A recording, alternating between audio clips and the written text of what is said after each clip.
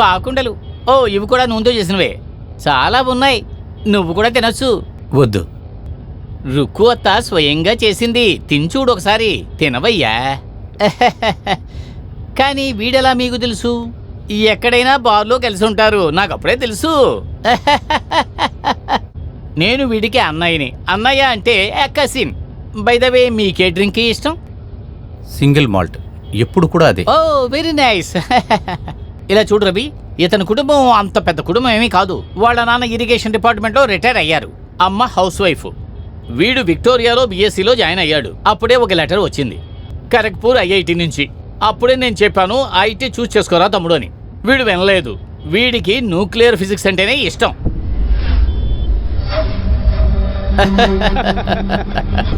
నాకు ఇప్పుడు కూడా గుర్తుంది. వీడికి 10 ఏళ్ల వయసున్నప్పుడు దీపావళికి పొంగలికి పక్కింటి పిల్లలందరూ శివకాశి టపాసులు వీడికి తెచ్చి ఇచ్చేవారు. సూర్యకారం, గంధకం, బ్యాటరీలో ఉండే కార్బన్ మొక్కలు ఇంకా కొన్నిటిని కలిపి బాంబులు తయారు చేసేవారు. ఇదే వాళ్ళ టెక్నిక్. దీపావళి రోజున మా వీధిలో వినపడే ఆ టపాసుల శబ్దం ఇంకెక్కడా వినపడదు. ఆ రోజు పటాసు, ఈ రోజు బాంబులు, అంతే డిఫరెన్స్. వీళ్ళ ఇంట్లో ఉండే అందరూ అంటే కూడా నాకు ఇష్టం. వీళ్ళ చెల్లెలు ఉందే, నయనతార ఉందే, ఎన్ఎస్ఎస్ కాలేజీలో లెక్చరర్. కాసేపు ఊరికే ఉంటారా? ఏంటి తమ్ముడు, నీ ఫ్రెండే కదా Ravi. By the by, Ravi నువ్వు ఎక్కడ పనిచేస్తున్నావు? ఏ డ్రీమ్ స్ట్రక్చర్స్. ఓహో, చాలా ఫేమస్ అయిన కంపెనీ కదా. నాకేమో ఆస్మా రోగం. ఇంతకీ నీకు ఇన్సూరెన్స్ తీసుకోవడం ఇష్టమేనా? నేను ఒక insurance agent, true life insurance company. దేశం పాడైపోయింది బాబు. ఎక్కడ చూసినా టెర్రరిస్ట్ అటాక్లు, బాంబ్ బ్లాస్ట్లు, సునామీ, భూకంపం. సరే అది వదిలేయండి.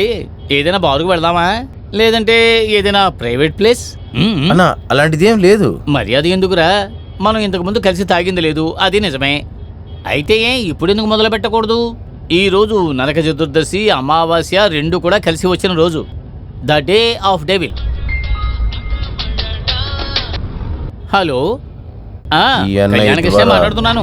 నా గురించి తెలుసుకోవాలి. ఇన్సూరెన్స్ పాలసీయా? ఎక్కడికి రావాలో చెప్పండి, ఖచ్చితంగా వచ్చేస్తాను. ప్రయత్నించి చూడడంలో తప్పు. అదేమీ సమస్య లేదు. అది నిజమే, అదేం జరగదు. అవును, ఆ పాలసీ అమౌంట్ మీకు ఖచ్చితంగా వస్తుంది సార్. అదంతా మనం ఇన్వెస్ట్ చేయడాన్ని బట్టే ఉంటుంది సార్. మీరు ప్రతి నెలా వదలకుండా కడుతూ ఉండండి.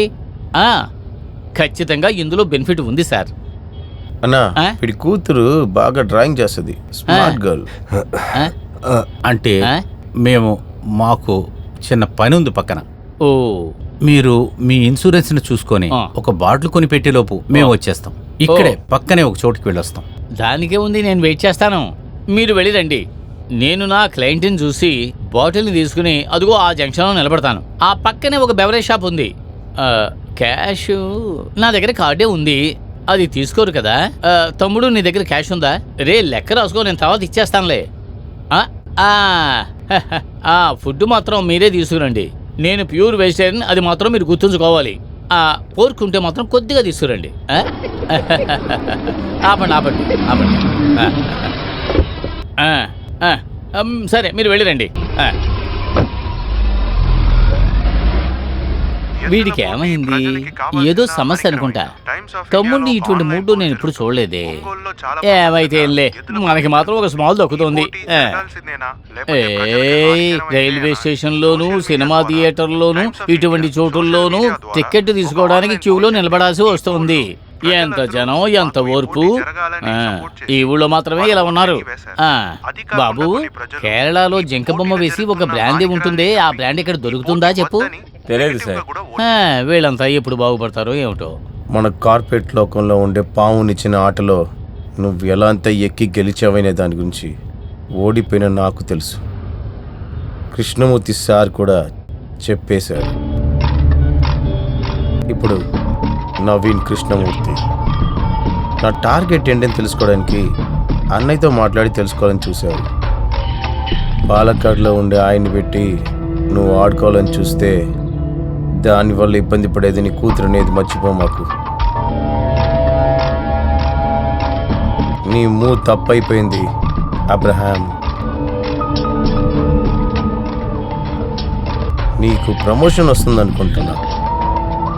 ప్రాజెక్ట్ మేనేజర్ అనే పవర్ మాత్రమే కాకుండా ఆ ఆపరేషన్ హెడ్గా నువ్వు ఎలిజిబుల్ అయ్యావు కదా. నవీన్ కృష్ణమూర్తి నీ కొత్త బాస్. మంచి చోటని గట్టిగా పట్టున్నావు నన్ను ఇసిరి పడేయడానికి. నువ్వు అనుకుంటున్న దానికంటే నా నెట్వర్క్ చాలా పెద్దది అబ్రహాం, అర్థమవుతుందా? Now stop. నీ కంపెనీ యొక్క లేదంటే నీకు ముఖ్యమైన ద మోస్ట్ కవర్డెడ్ ప్రాజెక్ట్, నీ లగ్జరీస్ అయిన లైఫ్కి నీకు దొరికిన ఓపెన్ టికెట్, వైపెంచెరాయ్ రూట్లో వచ్చే ఓవర్ బ్రిడ్జ్, దాని యొక్క బ్లూ ప్రింట్. ఇదిగో నీ డ్రీమ్ ప్రాజెక్ట్ యొక్క బ్లూ ప్రింట్. రవి, ఇది మన ఇద్దరి మధ్య మాత్రమే ఉండవలసిన రహస్యం. ఇది బయటకు వెళ్ళిందంటే నాకంటే నువ్వే ఎక్కువగా నష్టపోతావు. ఇఫ్ యువర్ విష్, వైపిన్ పోరో లింక్ బ్రిడ్జ్. నాకు తెలుసు సార్, ఈ బ్రిడ్జి కట్టడం మొదలుపెట్టినాక ప్రజలందరూ అర్థం చేసుకుంటారు.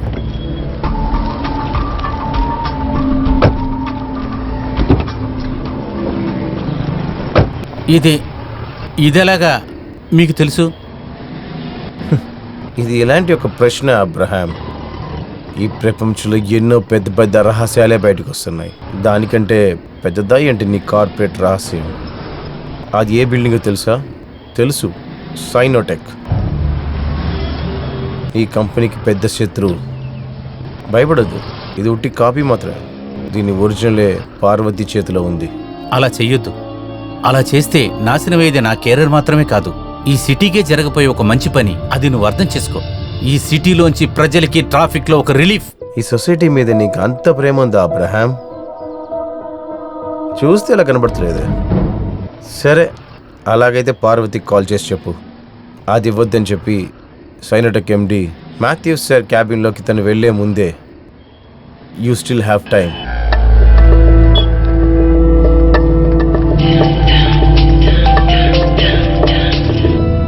హలో పారు, నేనే.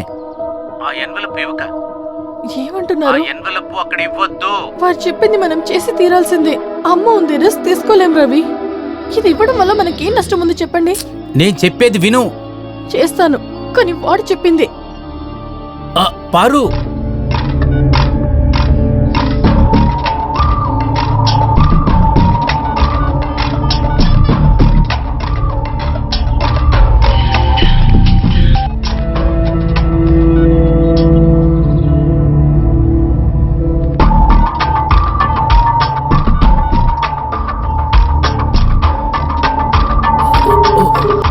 pick the phone.